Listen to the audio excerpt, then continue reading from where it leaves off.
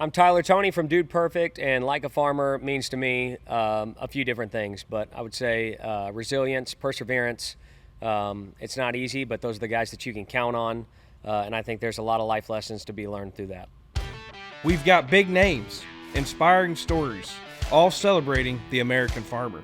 If you've ever faced adversity and you like having food on the table, you gotta be like a farmer. Hey y'all, Pat with Like a Farmer. I am in the great state of Texas. As you can see, I'm at the iconic Dude Perfect headquarters, and my guest today, really, he created content before content was even a thing. 2009, this guy goes viral with a basketball shot, and you can look around, him and his crew have built an empire. So I'm honored to be sitting here today with Mr. Tyler Toney of Dude Perfect. Thanks, Pat. Good to be here. Looking forward to it. Tyler, man, I'm pumped, man. This is something that I've been wanting to do for a while, so I appreciate you taking your time today. And I mean, I've been sitting down with athletes and musicians and everybody, and then now I get to come in here and sit with, honestly, somebody who does it all. I mean, we're going to be talking about a lot today. It seems like athleticism isn't on the forefront. I've heard that maybe you can play some instruments. I haven't heard if you could sing yet, but I'd love to know that. Maybe there's some shower tunes that Tyler has been holding back. Yep. But we're going to talk about a lot of things today. We're going to talk about, obviously, Dude Perfect and what y'all have created. We're going to talk about hunting and fishing and conservation, things that you're passionate about. That's what Like a Farmer is, right? Yep. I started this a couple months ago, and I've been going around the country really shedding light on the American farmer and also educating the American people. So I'm really excited to sit down. So let's start with Dude Perfect. I mean, tell us about Dude Perfect and how you came up with the name and what y'all have been up to. Yeah, man, it's been a crazy 14 years. Hard to believe that it's been that long, but we just met a family the other day, and their kid was like, yeah, man, I wasn't even born when you guys started. And it's like this 10-year-old kid that's been watching his entire life, which is just makes you feel old, but it's crazy how long that we've been doing this and how far we've come even in just like the last 5 years. Like it's really cool to look back and see. But yeah, started in 2009, Texas A&M. These guys are all a year older than I am. So I graduated high school in 2007. So they had all been down at A&M for a year. Garrett and I went to high school together right up the road north of here in Prosper, little small school. And not anymore, used to be a small school. And he introduced me to these guys. They met playing basketball at the rec through a Bible study down there at A&M, and he introduced me to them when I first got down there and kind of developed a friendship. And then 2009, we came out with that very first video with no intention or plan to create a brand or a company or a business whatsoever. Yeah. And really, it's just 5 guys having fun in the backyard and competing with each other. And for whatever reason, Corey, was filming some of the shots. We put them on YouTube. And you say filming like 2009. I mean, what are you filming? You're using like a photo camera that had video mode. Like it was like not good quality.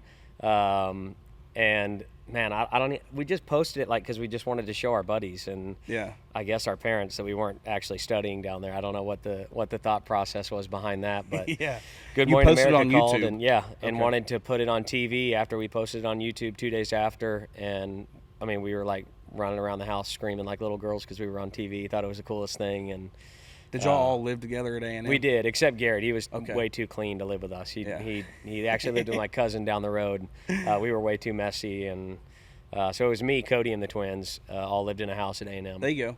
So you posted it on YouTube, and you probably have 0 followers at that point. Yeah. Now you go to y'all's YouTube. I mean, you have more YouTube followers than the NFL, the NBA, and the MLB combined. Like, how does that feel? It's weird. It is.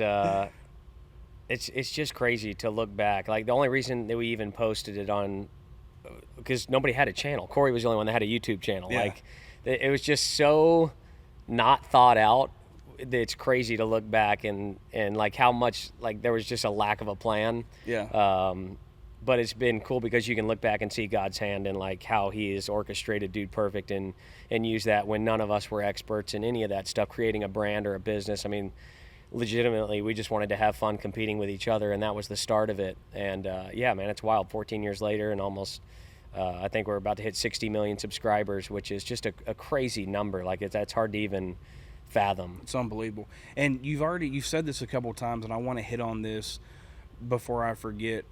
You started this 14 years ago, and what you've built, and you continue to say faith and Bible study, and what y'all have built is unbelievable, and y'all have done it the right way. And at the end of the day, it's like, and this is just what I'm seeing, it's like y'all's forefront, y'all's fans are ages, hell, YouTube is so popular with the younger kids now, from 4 to just 16. It's just been the right way, and y'all have, seems like it's been driven by your faith base that you started. It definitely has. I mean, that was obviously where the friendship kind of started, like I mentioned before. But I can't tell you how many people, warned us when it actually kind of became a business, and we were like, hey, we're going to give this thing a shot and go like full time. How many people were cautioned us and almost even pushed us away from like, hey, going into business with friends is not a good idea. You need to stay away from that. Y'all need to put, some major parameters in place and like all this stuff. And I can confidently say at this point, like if we didn't have that backbone of our faith in Jesus and that being a common thread in everything that we've done, and knowing that at the end of the day, like it's easy to be selfish, it's easy to especially as guys be like really prideful, and if we did not have that faith as a piece of what we were doing and know that was the end goal and that was the ultimate purpose behind Dude Perfect and everything we do, then we would not be sitting here having this interview today. I can promise you that. That's awesome. Dude Perfect, how'd you come up with the name? It was me and one of the other guys in the backyard. We had 2 chairs set up just like this because we were getting ready to do our really fancy introduction for the video. Obviously didn't have a camera guy or anything like that, and so we set the camera up on the railing in the backyard. And he walked over there and looked at it, like getting ready to adjust it. And he was like, oh, dude, perfect. Like everything was already in frame. It was recording all. And so even then we didn't know that was going to be the name until we watched it back. And we were like, okay, that's better than Backyard Stuntman, which is what I came up with on the spot. We were sitting there. So, Dude Perfect. We're like, it could have been better, could have been worse, but that's where it came from. There you go. I say the same thing when I think about Like a Farmer. And like I mentioned, it's like, I like to gauge my life on everything I do to do it like a farmer, whether it's work like a farmer, play like a farmer, eat like a farmer. I mean, I'm a very passionate, I come from a 6th generation citrus and cattle family back home. And there's 2 things that I feel like Dude Perfect and you specifically bring to the table that farmers do too, and that's perseverance and it's mental toughness.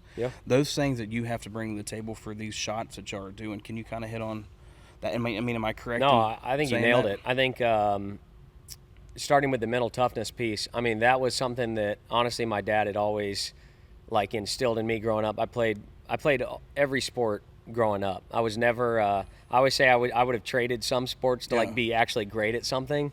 What was your favorite sport?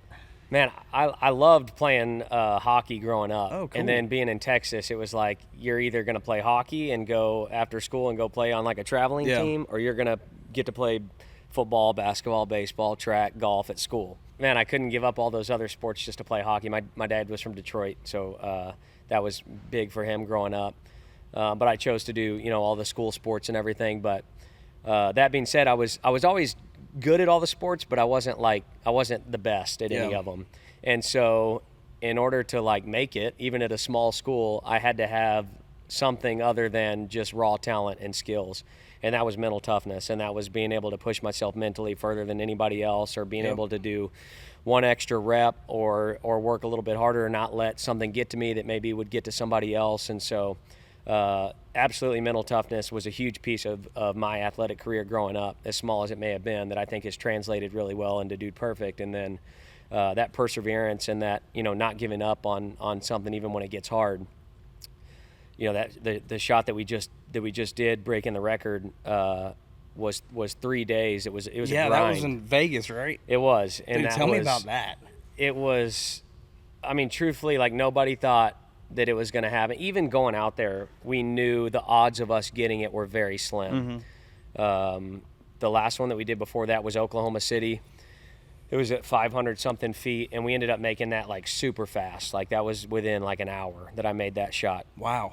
But and again, Vegas was multiple days. It was 3 days. It was 3 days. First day it was way too windy, had to shut it down. Second day the wind was supposed to be good, ended up being windier than the first day.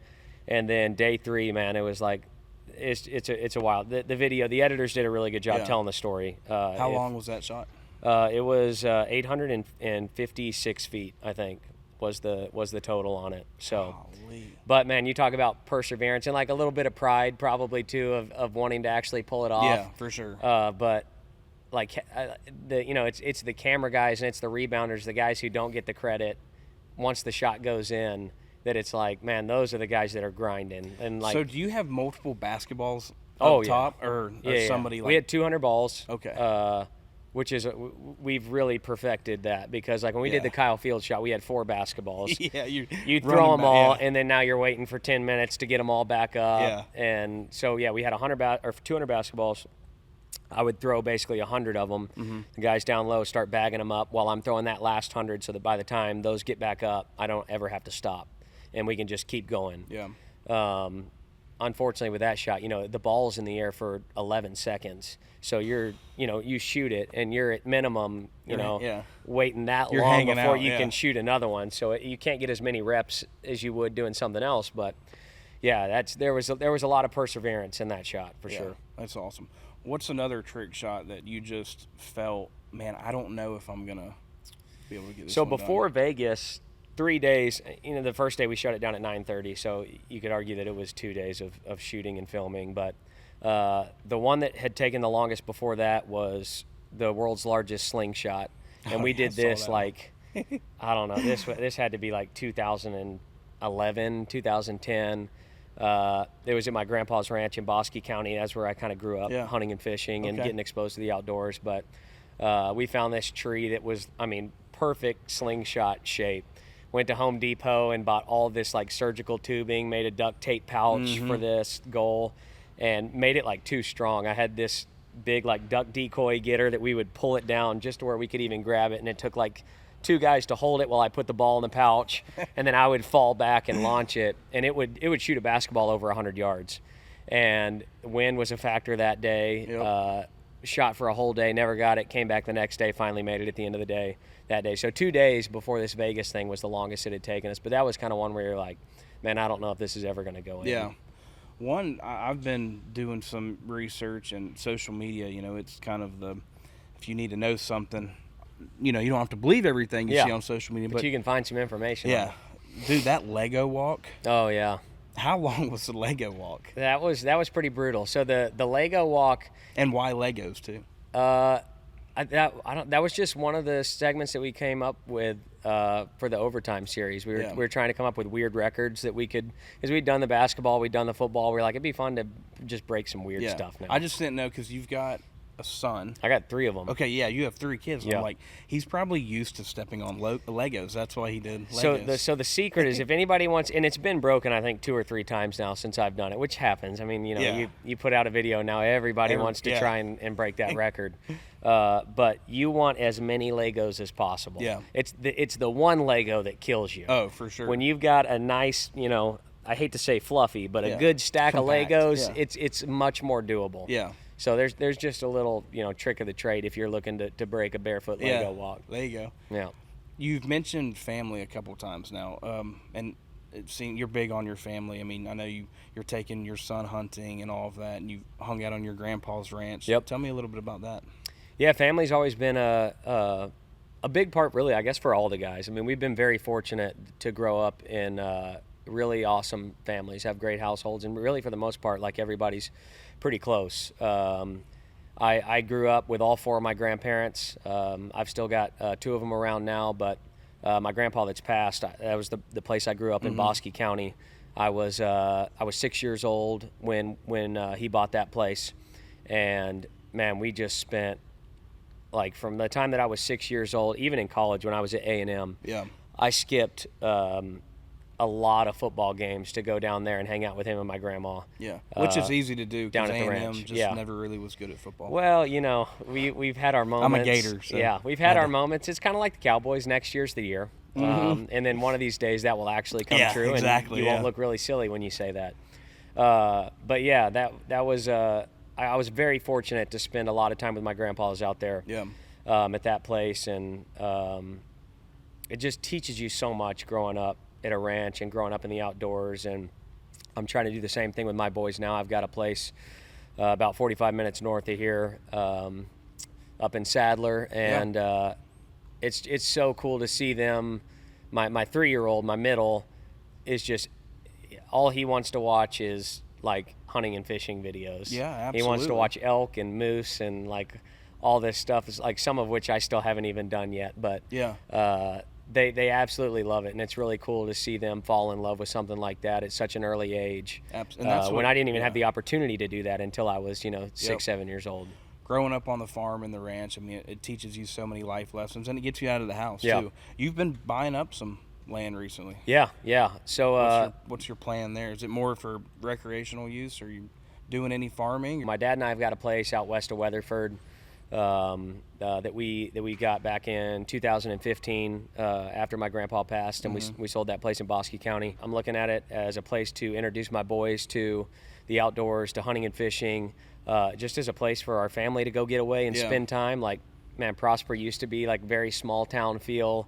When we moved out there, it was a 1A school. Now it's 6A. They're 6A, playing, everybody that you've ever heard of, and it's so nice to be able to just shoot up there on a Friday night or Saturday and just show up, and it's just you in the outdoors. And what has been some good stories that have come off the property stuff? I always like talking about farm stories. You always get a good funny one. Or so back at our place in Bosque County, I was taking one of my buddies from Prosper out duck hunting. We were in high school, and this was after one of our football games, Friday night. So game finishes, we load up in the truck. I got all the decoys and everything loaded up, and so we leave Prosper at like, I don't know, 10:30, 11 o'clock at night. So we get down to the ranch at like 1 a.m. and me and my buddy Dustin are like, hey, we're just gonna go set the decoys up tonight, so we can sleep a little bit, don't have to get up in the morning and do it. And it's rainy, it was kind of nasty. My dad was like, okay, well, I'm going to bed, but just don't get the truck stuck when you're going out to the pond to set up the decoys. I'm like, that's fine. And so he's like, here, take this radio in case you need something. I'm like, we're not going to need anything. We're just going to go throw out the decoys and we're going to come back. And he's like, take the radio. I'm like, okay, whatever. He goes to sleep. We go out there. I pull the truck up on top of the dam. We start unloading the decoys, tossing them out and everything. Get down to like one bag left. I hop in the truck to go pull down a little bit further where we're going to put some more of them. Well, I start sliding kind of down this road, down the dam into the pond. And I'm lock up the brakes, and I've got like the front half of the truck is in the pond. And so I'm like, oh my gosh, it was like literally the one thing that my dad told us not to do. Yeah. And so we try for like 30 minutes, everything we can to get it out, put stuff under the tires, everything. So then I unfortunately have to make that radio call. Hey Dad, Pop's got the truck stuck. Well, I didn't tell him that. I was like, hey, you mind bringing the tractor down here? Everything's good, but we just need a little bit of help down here. And I remember him pulling up like 1:45 a.m. in that tractor. Didn't say a word to me. Pulls out the truck. We go back to the house. Nobody spoke a word whatsoever. Woke up at 5 a.m. Went and had a great duck hunt. Yeah. Luckily the truck had no issues. It was all good. But that was I almost submerged it. It was brand new King Ranch too. Brand new truck. Yeah. It was a tough look for me. Great lesson learned though. There you go. But one of those life lessons learned on the farm. Sure. You like duck hunting? Yeah. I like everything. I like all kinds of hunting. But what's your favorite? If you had to pick whatever season it is. Yeah. I mean, I love doves. I love taking people out that haven't been. Yeah. I love taking people out just that haven't shot before and teaching them how to shoot. And I'm working on that with my boys right now. Like, obviously, safety is like kind of a number one priority, and being able to teach them at such a young age just how to respect. Guns are tools. That's what they are. Absolutely. Yeah. And being able to teach them responsibility. I mean, even something as simple as like a pocket knife, like getting to use that at the ranch is a privilege. It's a tool, and that can be taken away from you at the same time. I heard you had a hunt coming up in September that you've been. I do. Waiting. Can you hit on that? Yeah. I'm kind of excited to hear that. This was something that we booked like. It may have been 4 years ago now. I know it was at least 3 years ago, and Garrett and I were supposed to go together on this moose hunt up in Alaska. Oh, wow. And the first year that we were supposed to do it, our tour got backed up. Yep. It was COVID. So, yeah, I guess it was 3 years ago. And our tour got pushed to fall, like right in the middle of my hunt. And so we had to delay the hunt, but they had there's already no booked like, up. hey, come back next weekend type they had of deal. already booked up for the next year. Yeah. So then it got pushed out again. So I'm supposed to go in September. Supposed to be an archery, moose and grizzly combo hunt. Wow, that's awesome. I've got a partially torn rotator cuff, torn labrum, and some cysts in the joint of my shoulder right now. How did that happen? Trick shot or? A lot of just throwing things for the last 20 years. Yeah. And unfortunately, it's catching up to me, and these cysts are starting to not feel so good in the joint of the shoulder. So I think the plan is that I'm going to have to pass on the archery side of it, still go do the hunt. Yeah. And I'm going to try and do surgery right after we finish tour this year, basically the first week of August. Dang, so you're going to go out with a little bit of a... So it's going to be, I'll be in a sling basically until I go to Alaska. And then I'm going to go and be fresh out of the sling. So we'll see. I still got to get that all semi-approved by the doc and everything. But, yeah, man, we filmed a bucket list video up in Alaska. I guess it was 2 years ago. And I absolutely fell in love with that place. I've been to South Africa a few times and Alaska, and those are like my two favorite places in the world. But, and you've been big on that. And that's like one thing, and I don't want it to, we're talking about hunting, and sometimes hunting gets a bad rep, right? Yeah. I do it and you do it.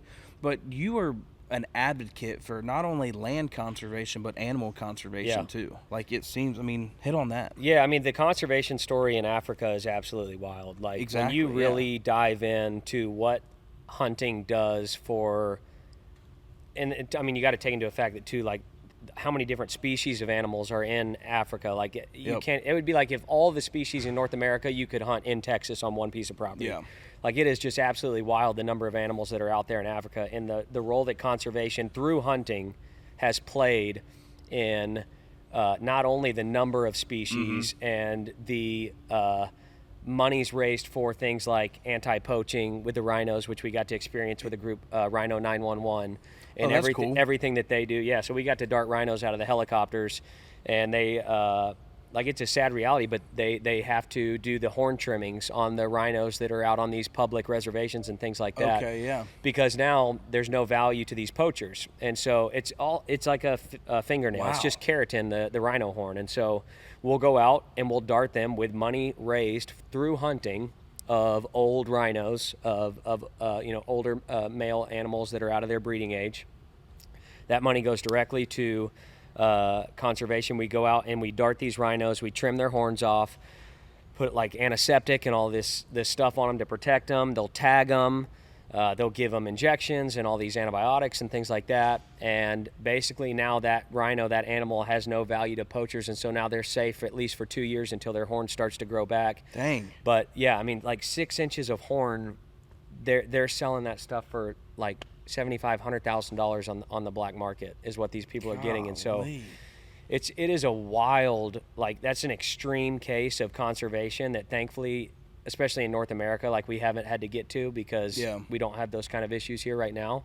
But like that's the kind of stuff that they're facing over there in South Africa, and the extreme measures that they're having to take to protect something like the rhinos and elephants even, and some of these other just like amazing. Truly, like to see a rhino up close like that, it's like a dinosaur. Like it was so cool to be there and work on those animals, and feel like you had some small part in protecting those things and helping them see another day. But that's cool. Yeah, it's awesome, man. You're passionate about it, I can tell. Yeah, and it's just been something that I grew up doing my whole life. I think it's with anything. Like once you get to know so much about a particular hobby or event or whatever it is, like the more you know about something, the more that you tend to care about it. And is there anything else that you just go all in on the advocacy side when it comes to anything? Like at our own ranches and stuff, like I try and teach my boys, like, they wanted to, they really wanted to go catch a fish, and, we're trying to, like, even something as small as keep our pond population healthy, like getting in enough bait fish and like culling bass when we need to, and then like teaching them how to clean and eat a fish. Like now they want to eat every fish that we cook. Yeah. I'm like, well, can we eat that, Dad? I'm like, it's okay to throw them back sometimes. Like we don't have to eat them all. But yeah, like we went and caught some bass the other day out of our pond that we needed to cull some fish Yeah. out of, and I showed them how to clean a fish, and we cooked them up that day for lunch, and they ate them and they loved it. They thought it was Yeah. the coolest thing ever. And same thing with our deer population. Like, I love elk. I love eating whitetail. Axis is probably my favorite. We don't have Dude, any. mine too. Yep. We don't have any free range access up here where we're at in North Texas, but I go down to Sonora and South Texas and try and shoot a few axis deer every year. Where What's your favorite way to cook it? You grilling it or? Man, I'm throwing it in the fryer, man. My favorite thing is there's this place down in Sonora, and they do some chorizo that they mix it with some pork. Ooh. And that is like the best breakfast tacos of all time. Or they do the so good. they do the back strap, and I just have them cut it like very thin, like 1/4-inch slices. And that way it thaws super quick, because I'm all about efficiency, and like I want to be able to take it out of the freezer, put it in some water, and then in 20 minutes it's ready to go. And I literally just salt and pepper, put that thing in a cast iron skillet for like 30 seconds on each side, and it's so good. Dude, you're making me hungry. I feel like Tyler Toney needs his own cooking show. Man. I could do it, man. I love cooking. That. I love being able to cook the stuff that I've harvested. Yeah. And I feel like that's like the final piece of that process. Yeah, I of like being that. a good steward of the land, being a good steward of the animals that you are taking and stuff, and then being able to cook a meal for a family with something that you killed and cleaned, and like, you did it all yourself. There's something about that that's pretty special. How old are the kids? 6, 3, and 2. Okay. Youngest are about to be 4 and 3. But There you go. it's a little wild at our house right now. Oh man, I can only imagine. But it's a lot of fun. Do you see them maybe like getting into trick shots? I mean, you always, when you grow up, like, hey, I want to do what Dad does, and this is a very unique thing of what Dad does. It'd be cool to. Yeah, my oldest has just found the bottle flip videos, and so my wife is about ready there you to go. completely get rid of bottles in our house right now. I feel so like I every can day relate. it's just like a trick shot. Okay, I can Yeah, flip that bottle. I always, like, when we first started going on tour, none of us had kids old enough to like replicate anything in our videos, and so all the parents would be like, "Love what you guys do. The bottle flips are like kind of annoying, but appreciate it." I never really like understood that until now. My kids are doing them at our house, so I get to hear was it the here. bottle And flip like? we didn't Dude create perfect? it, but Okay. we kind of made it famous. Okay. There was a kid that did it for the talent show. We saw this video somewhere, but he like had this whole build up, and his whole thing for his talent show was he walked out like right as this music like drops, and then bottle flips, and then everybody That's goes awesome. nuts. And we were like, that's pretty cool. That would be Yeah. a great trick shot video. So we helped popularize the bottle flip. That's cool.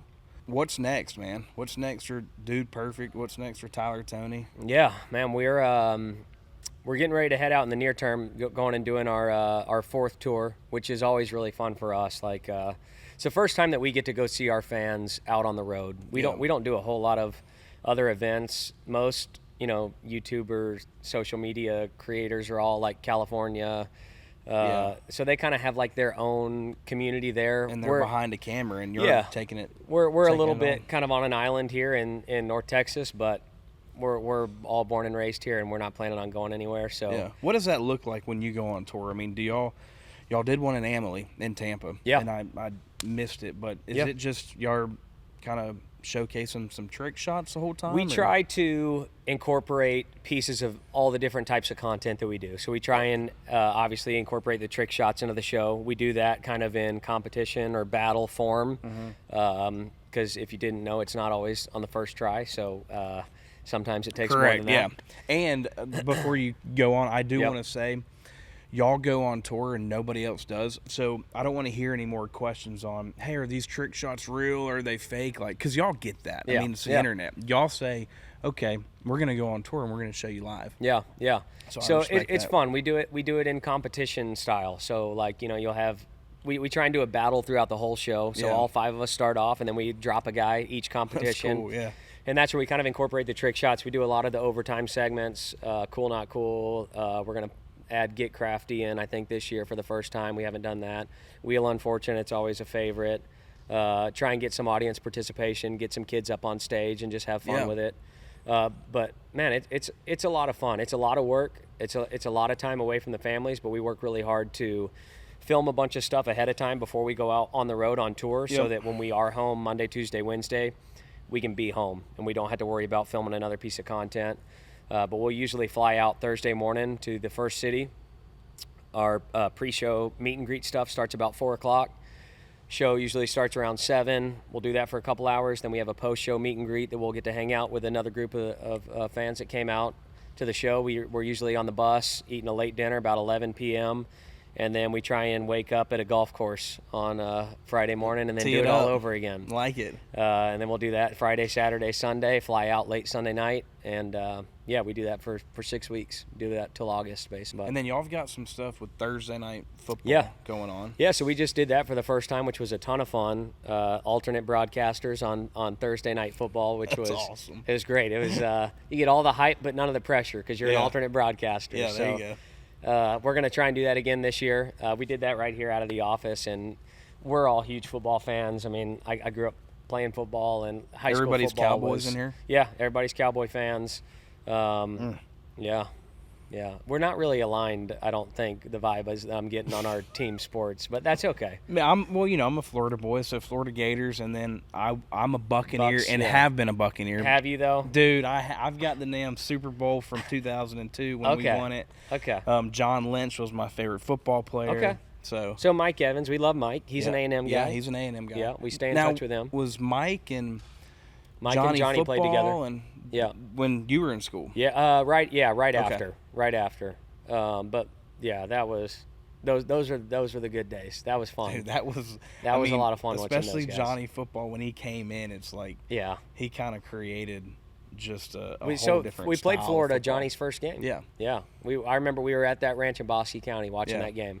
Thought we had it too, Yep. and then fell a little short. It's tough to beat the Gators, man. I get it. Yeah. And then the Cowboys and all that. Well, I guess I can't speak Cowboys. That was Tom's last game. Yeah. Was against Dak and the boys last year. Yep. So, and then y'all ended up, losing the next game. That did happen. But that's okay.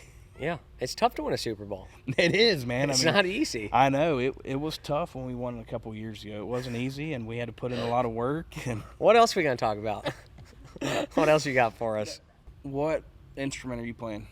My parents got me a guitar when I was in 5th grade, and they said you're going to take lessons for a year, and then if you don't want anything to do with it after that, you don't have to. And you just kept going. And I love it. I've played ever since. Do you sing too? I do, but that's like a family thing. Like my grandpa grew up traveling all over the U.S. singing gospel music in a quartet, and that's what they did. And then my dad and his brothers did that for a while. And Can you sing? Sing a little bit right now? not right now. Okay. You can go on my Instagram. I got some stuff up there. Okay. Yeah. What are you singing like country music? Yeah, playing all guitar? country. Yeah. Who's your favorite artist right now? Big Eric Church guy. Yep. Honestly, like Keith Urban, like kind of got me into guitar and playing and singing at the same time. A lot of his old stuff. Him and Brad Paisley are like such unbelievably good fundamental guitar players. Yeah. So I love those guys from that aspect. But Luke Combs, Eric Church, Morgan Wallen, those are my kind of go-tos right now. Those are good ones. Yeah. I'm going Alan Jackson. Alan Jackson's great too. Yeah. Love Alan Jackson. We call them porch parties. So Diamond Rio came into town for Cajun Fest up in Salina. Yeah.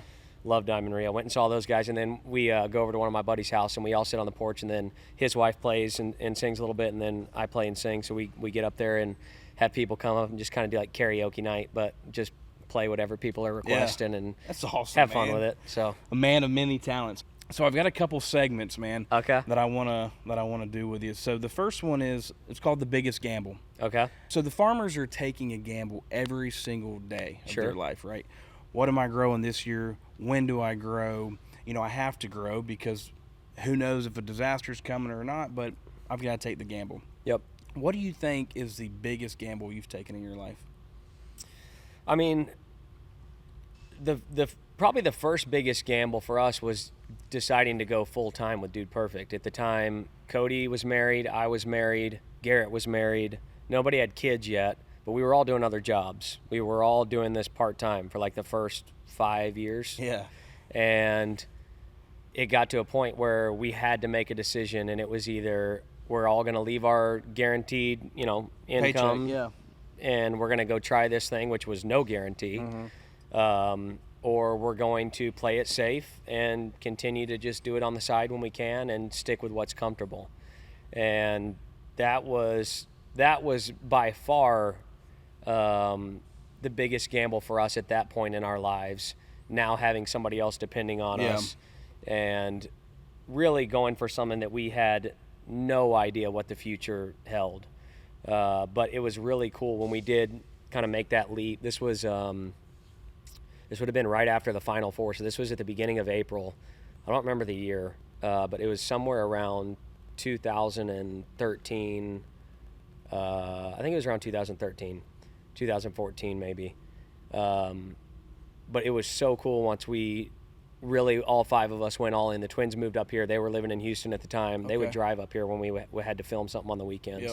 And we would just tell people, like, hey, we're too busy, doing speaking engagements and all this stuff, so we can only film your video on Saturday. And they're like, what? Oh, my.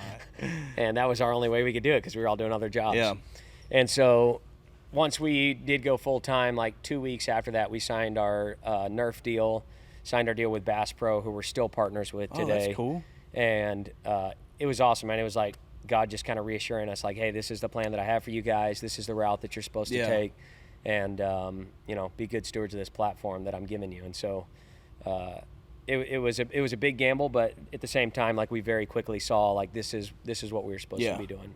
Sitting here today looking around, you made the right choice, man. So Thank you. Congrats to y'all.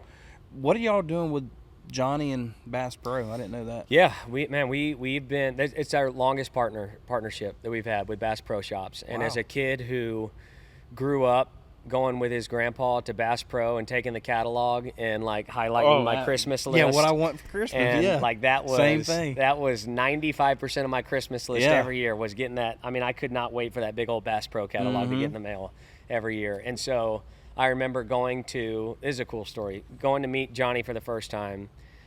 We went out and met him at the Springfield store when we were first figuring out our partnership and what that was going to look like for year one.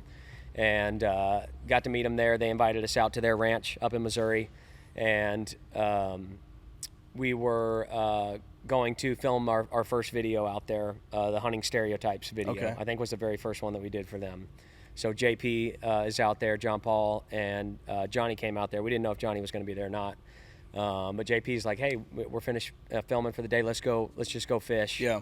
And so we loaded up the tracker boats and went out there and, I mean, filled up like 3 coolers worth of coal bass. Came back, brought them to the house. Johnny is out there cleaning them all for us. Yeah. Gets the Uncle Bucks out of the pantry, cooks them all up for us, sits down at the table, and is just wanting to know our story and what we're about. He's the man. Like, that was one of the coolest dinners that I've ever had, was Johnny Morris, cooking up these fish that we had just caught at his ranch and then sitting down at the table and eating with us. Yeah. And we love that guy. We love that company, everything that they do for conservation, and just proud to be partners with those guys for as long as we have and what they stand for and what they do. Johnny's stayed to his roots no matter his success, and you're doing the same thing. So it's awesome. Last segment. Okay. This segment is called This or That. Okay. I like your boots, by the way. Thank you, man. Appreciate it. I didn't get the memo to wear. This is kind of business attire for us. No, yeah, usually you're cash. It's all but good. But when I got to dress up, I'm going with my boots, You're my throwing Lucchese's. boots on. Yeah. Are you hunting or fishing? Hunting. Hunting. But don't let I that. know. Don't let that. Yeah. I mean, I love. Yeah. Deep sea fishing is like, it's special. I always liken it to duck hunting because you never know what ducks are going to come in. Yeah. You never know what fish you're going to pull up. For sure. Are you going wearing mittens the rest of your life? Wow. Or wearing a football helmet the rest of your life?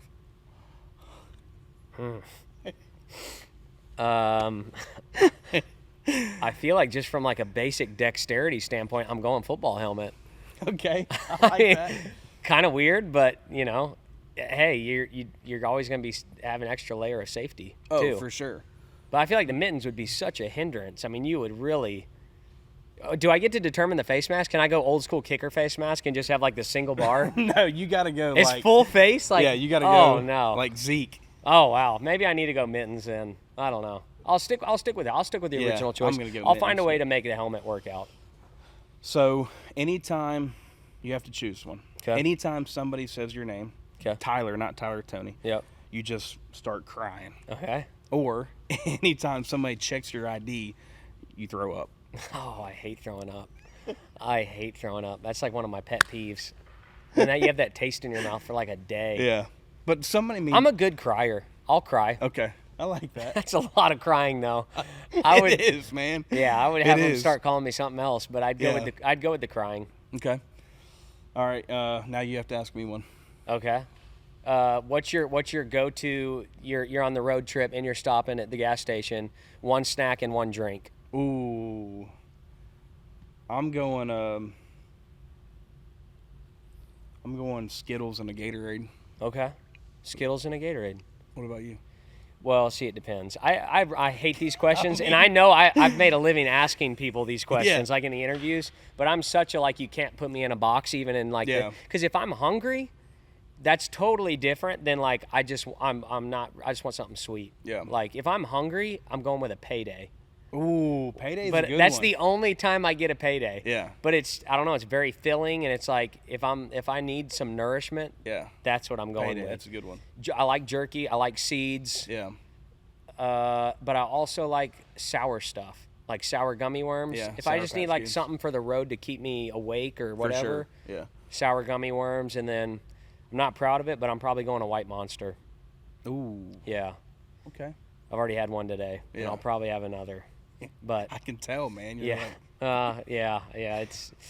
That'd be my go-to. I'm going red bag, but I like the green bag too. Oh, it's the green bag sour Skittles. I know, I like yeah. the sours, Yeah. but the purple bag, something's not right if you're Yeah. going the tropical purple Totally, Skittles. yeah. Those are just weird flavors. I'm with you. Okay. Yeah. I don't even know why. I'm they glad even we agree invented on that. one. Okay. You like interviewing other people, don't you? The I questions actually and- don't. I don't like it. Oh, okay. I've had to do it a lot though. Yeah. It's always fun once you get going, but I don't like the pressure of doing it. I feel like it's a lot of pressure. It is, man. I mean, I do my homework, right? I like sitting in this seat. I know. Where it's like I had just to watch have to a lot of respond. game tape on Yeah. Tyler, Toney, and Dude Perfect. Yeah. But it's been fun, man. I can't wait to get on the golf course with you. Absolutely. Looking forward to it. We'll absolutely have to do that, and we'll play straight up because we're both fours. Okay, I'll take it. Yeah. I play one tee up. That's fine. All right.